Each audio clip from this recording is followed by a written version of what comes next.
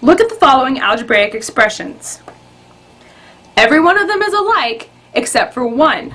Can you tell which one's different? Well, you can use a little algebra to figure it out. The first two expressions are equal because you can use the distributive rule. And 2 times 1 plus x equals 2 plus 2x. In addition, the first and third expressions are equivalent because the sum of the two numbers doesn't depend on their order. So 2 times 1 plus x is the exact same problem as 2 times x plus 1. Therefore, the only one left is the last one, and it's the one that's different. If you look in your book on page 201, there is a list of a bunch of properties that you need to know. It's not necessary to memorize these properties so much as it is important that you know how to use them. Each of the expressions written on the board behind me is applying one of the properties listed on page 201.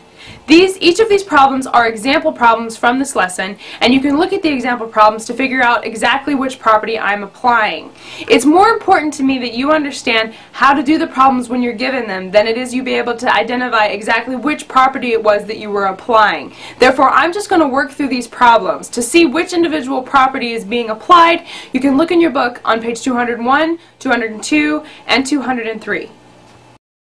3 times 4x. You multiply 3 times the 4 to get 12, and then it's still multiplied by x, so you stick it out there on the side. 12. The second problem is 2x plus 1 plus 7. Now, according to your order of operations, you have to do what's in parentheses first. However, that expression is as simple as it gets while it remains in parentheses. Therefore, you pull it out of parentheses and say 2x plus 1. It remains plus 7, because everything's positive. There's no negatives to mess anything up. So it says plus 7, which ends up being 2x plus 8.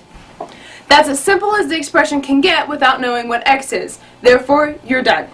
Dividing 10x minus 6 by 2 sounds really complicated until you think about it in terms of division.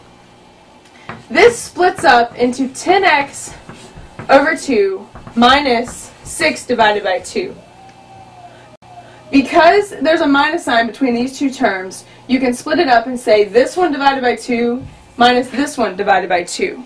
10x divided by 2 is 5x, because 10 over 2 is 5, minus 6 divided by 2, which is 3. 5x minus 3 is as simple as this problem gets without knowing the value of x, so that is the answer to the problem. The last one, 5x minus x, you have to think about it in terms of what does 5x actually mean. Well, it means you have an x that you multiplied 5 times. So you have x, x, x, x, x, minus that 1x. So you have 5 of them, and you take away 1, that means you have 4 x's left. This one is the same thing as doing like 5 apples minus 1 apple, except instead of having apples, you have an x. 5 apples minus 1 apple is 4 apples. 5x minus x is 4x.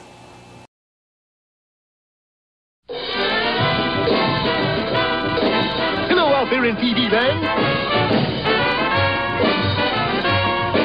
Stay with us, folks. Things could break any minute now, but right now, back to our regular program.